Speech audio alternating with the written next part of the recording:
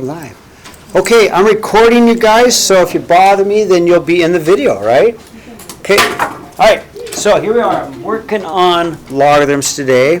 Question number 1 is base 10, so I'm just going to go log base 10 of 246. I'm going to use my calculator, log 246, and I can answer about 2.39, maybe 1, 2.39, maybe 1, approximately. Okay, boom, got it. Number 2 is E, so I'm going to use natural log. I'm going to go ln of 26 because of base E. Go ln 26, oops, 26, and I got a 2.5 or 3.58. 3.258, 3.258. Okay. 4, I'm going to, or 3, I'm going to change it to exponential form. I'm going to go 4 to the 2 power equals x. Well, that's just 16.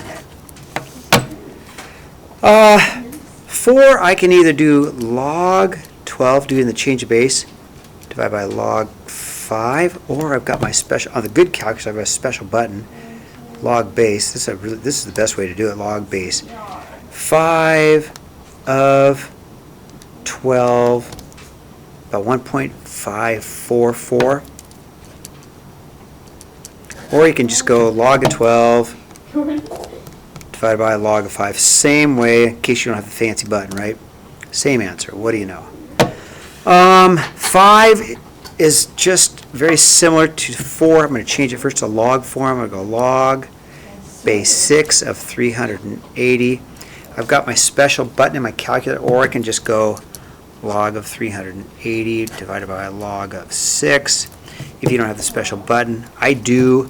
So I go back to log base 6 of 380. And I get an answer of about 3.315. 3.315. Okay. 6 has an invisible base, a base 10. So I'm going to go 10 to the 1.3 equals 2x plus 5. So I got to solve it. What is 10 to the 1.3? I don't know. About 19.95 equals 2x plus 5 minus 5 minus 5. And then I'll divide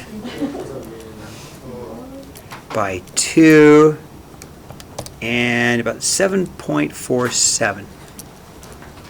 Okay. 5, they're both log base 10, both log base 10, so you can just cancel out the logs because it's log of this equals log of this, and go straight to just then 3x plus 5 equals 4x plus 19. I just need to solve for x. All right, minus 3x minus 3x. 5 equals x plus 19. Minus 19 minus 19. I'm going to get a negative number, so I'm going to have to double check it. So 5 minus 19 is negative 14. Negative 14 is not going to work because I'd get a negative number here or a negative number here, so there's going to be no solution. Can't have negative values. Okay. 6. I want to combine it. I am kind of going fast, you guys, because I need to record it, right?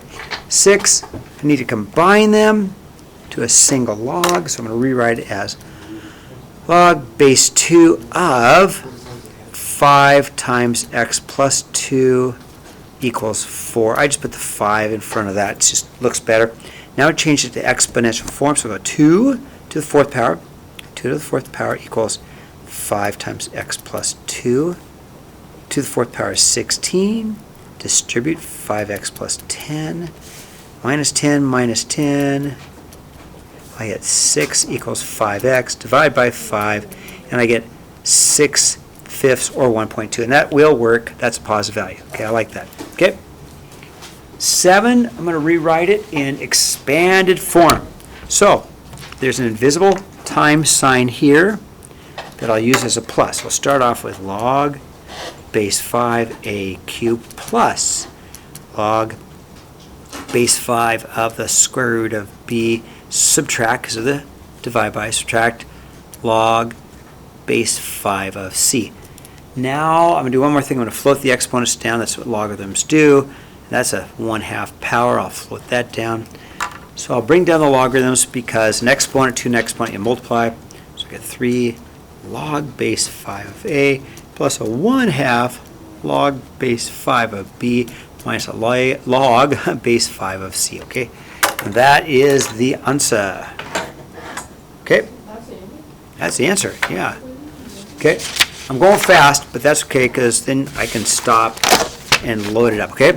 Number 8, I'm going to graph this. So one of the things I can do is use a t-table. I think it's pretty easy if you use a t-table. I'm going to use values like x and y. I'm going to use my -2, -1, 0, 1, 2, maybe 3, and just plug those in, okay?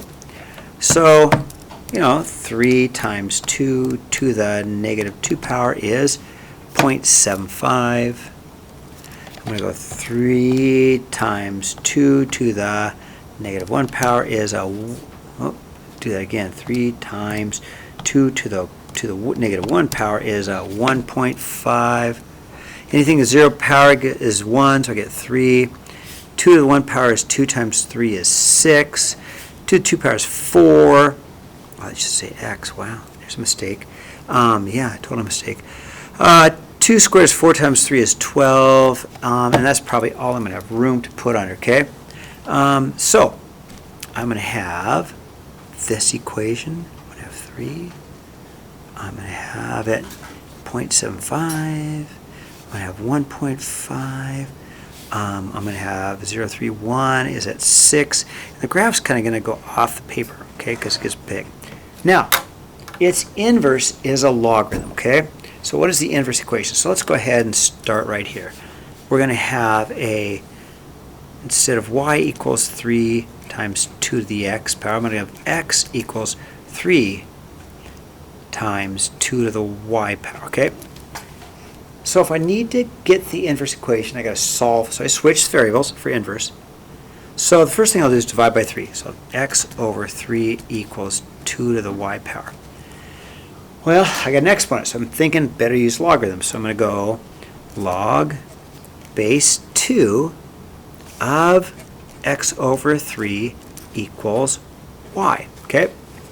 That is the inverse equation. So we go, okay, f inverse is equal to log base 2 of x over 3. Now, the graph of this, the easiest way to do the graph of this is just switch your variables, switch your points, right? Switch your points around. So I'd have, instead, xy, I'd have an x of 0.75 and a y of -2. I'd have an x of 1.5 and a y of -1. I have an x of 3 and a y of 0, x of 6, 1, 2, 3, 4, 5, 6, and 1, and I'm just going to run out of room, so there it is. There's the inverse equation. I just switched the points, right? Remember that? Switched all these points from x and y to y to x, okay? All right, now the domain and range of both equations. All right, so we'll do the domain of this one. Domain of this one is just x equals all real numbers because it's forever wide in both directions, okay? But the range of this one is different. The range of this one starts at 0 but doesn't touch 0, but from 0 up, so but not including 0, so the range is y is greater than 0. Never touches there, it does. It gets closer and closer. Now the domain and range of this is actually just the opposite. It has to be just the opposite of this because we've switched x and y. So the domain, you'll see, of the inverse is, well, just x is greater than 0. It's the opposite. And the range, well, it goes forever down and forever up, is y equals all real numbers. Okay? All right. Getting there. 9. So a certain bacteria doubles every hour. So if it doubles, it's going to be some power of 2. So there's 1,000, so I'm going to go y equals 1,000 times 2 to the t power, okay?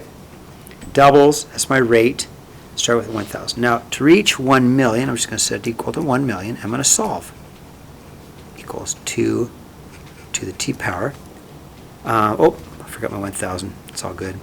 So first step, divide by 1,000. Divide by 1,000. 1, 2, use So 1,000, if I cancel all my zeros, cancel, cancel, cancel, I get 1,000 equals 2 to the t power. I have to solve for t, so I'm going to take the log of both sides. I'll go log base 2 of 1,000 is equal to t. And, you know, I'm just going to use my special button, or you can go log of 1,000 divided by log of 2. But I have a special button on my calculator. Lucky me. I have the good button. There it is. Log base 2 of 1,000. And I get an answer of about 9.9, pretty close to 10. So about 10 hours. Wow, that doubling goes fast, huh? All right. All right, last one, number 10. I have half-life, okay? Substance is 10,000 years, starts with 120 grams. How many grams will remain after 50 years? Same problem, same type of problem. So we got y equals.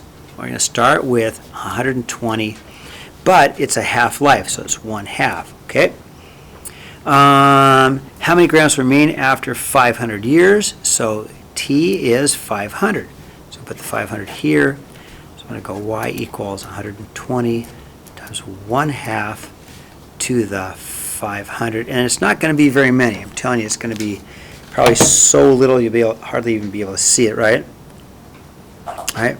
Oh, half-life of 10,000 years. I did make a mistake. Let's divide by 10,000. Because it's a cycle of time. Almost made a mistake. Whew! Got myself. Okay, so 120, right? Times 1/2, 0.5, same thing, to the power of. Now I got to put 500 divided by 10,000, because, and about 116 years. Okay, I'm going to load this up for anybody who wants to watch it, and there it is, huh?